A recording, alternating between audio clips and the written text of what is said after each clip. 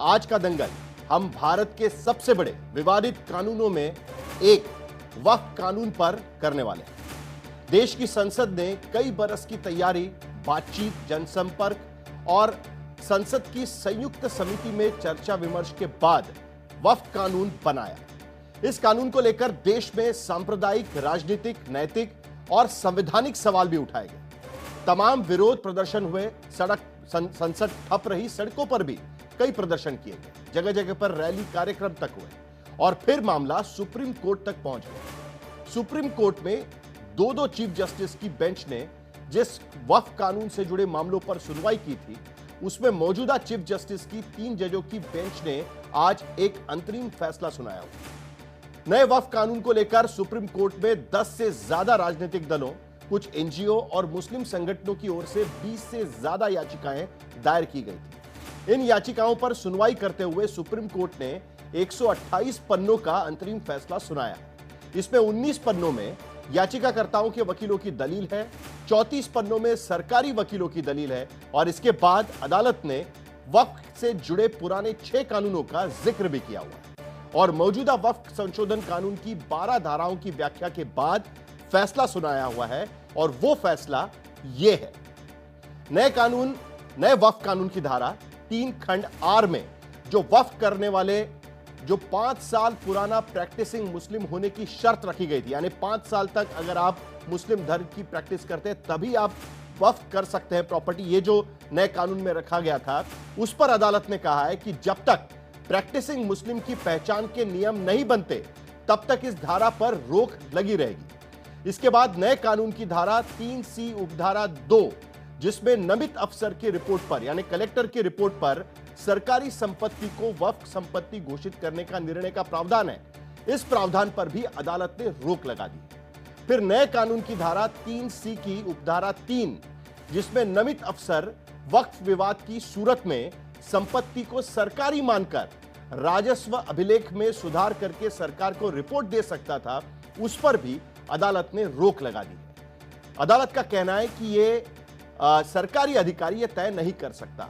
इसी तरह नए कानून की धारा 3C उपधारा 4, जिसमें नामित अफसर की रिपोर्ट पर राज्य सरकार वक्फ बोर्ड को अपने अभिलेख में जरूरी सुधार का निर्देश दे सकती थी, यह प्रावधान भी स्थगित किया गया। इसके बाद जो बड़ी आपत्ति थी, जिसमें नए कानून की धारा 9 में केंद्रीय वक्फ परिषद के सदस्यों का जिक्र किया गया था। अदालत ने कहा है कि सेंट्रल वक्फ काउंसिल के 22 सदस्यों में से 4 से अधिक गैर मुस्लिम नहीं होंगे, यानी मुस्लिम समुदाय के सदस्यों का बहुमत पूरी तरीके से स्थापित किया गया है। और इसी तरह नए कानून की धारा 14 में जो राज्य वक्फ बोर्ड के सदस्यों की नियुक्ति का प्रावधान किया गया था, उसमें अदालत ने कहा है कि 11 में से 3 से अधिक गैर मुस्लिम सदस्य नहीं होंगे, यानी राज्य का भी जो बोर्ड होगा उसमें भी मुस्लिम सदस्यों का बहुमत होगा।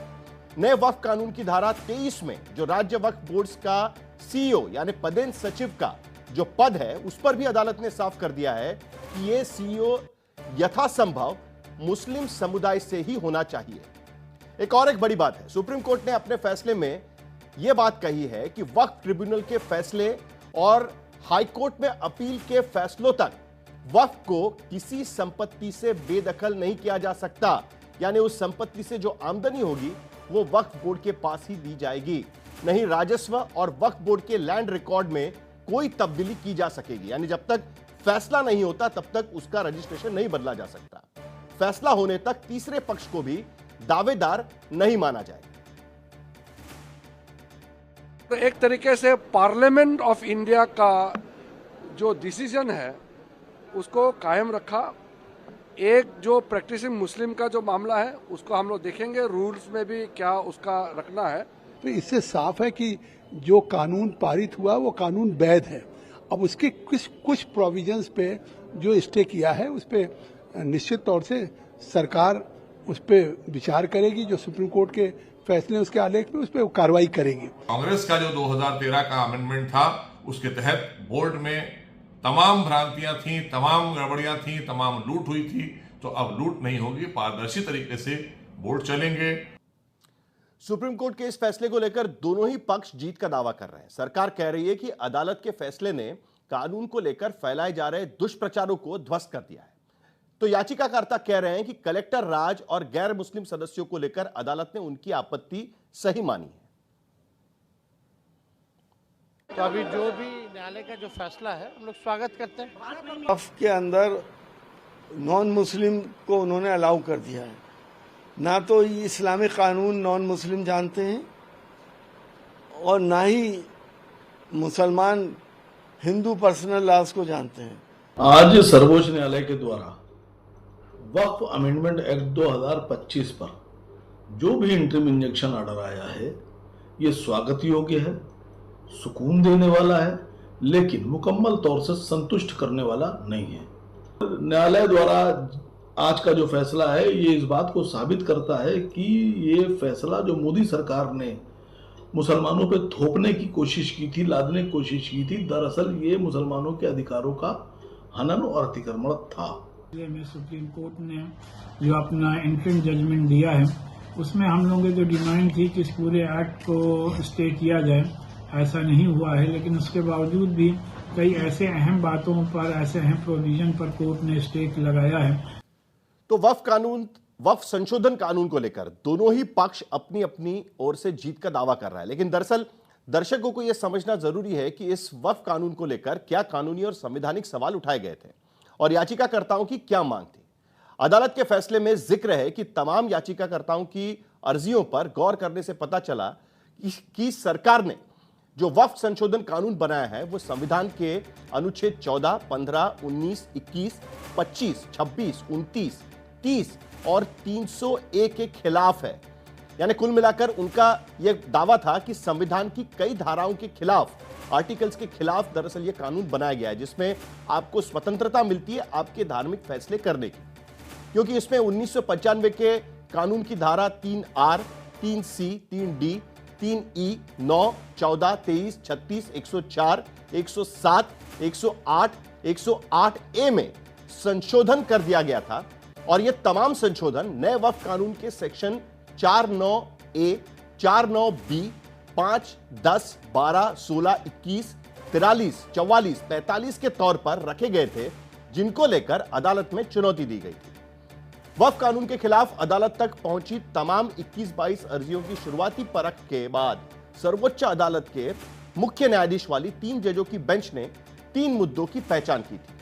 पहला, वक्फ बाय यूजर के प्रावधान को खत्म करने को चुनौती दी गई थी, यानी वक्फ अगर कोई इस्तेमाल कर रहा है, कोई जमीन या कोई संपत्ति, तो वो वक्फ बाय यूजर के तौर पर वक्फ की प्रॉपर्टी माना जाता था। इस प्रावधान को खत्म कर दिया गया था, इसको चुनौती दी गई थी। दूसरा, सरकारी संपत्ति को वक्फ घोषित करने के नियम में बदलाव को भी चुनौती दी गई थी।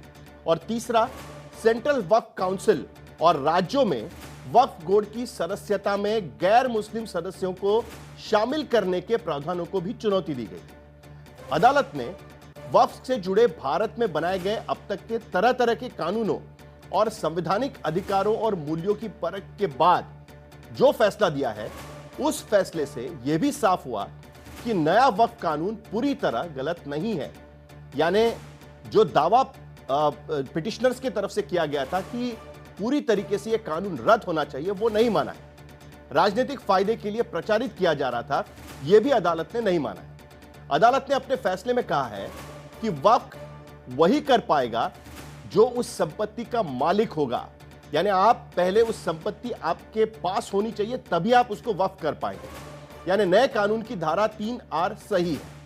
अदालत ने माना कि वक्फ बाय यूजर के प्रावधान का दुरुपयोग हो रहा है, इसीलिए इसे खत्म किया जाना चाहिए।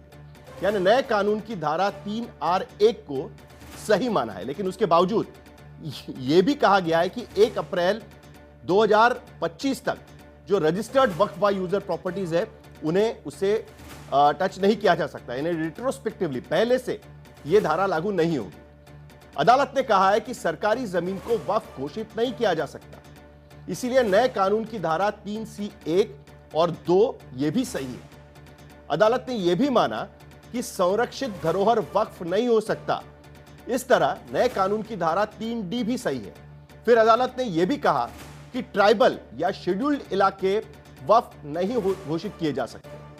यानी नए कानून की धारा 3E भी सही माना गया है। हर वक्फ का रजिस्ट्रेशन जरूरी है और वक्फ का लिखित डीड भी होना चाहिए, यानी कानून की धारा 36(1) और 36(1)(a यह भी सही माना गया। एक और बड़ी बात है कि अगर कलेक्टर रिपोर्ट देता है कि जमीन सरकारी या विवादित है तो उस संपत्ति का वक्फ रजिस्ट्रेशन रुक जाएगा, यानी नए कानून की धारा 36(7)(a भी बिल्कुल सही माना गया।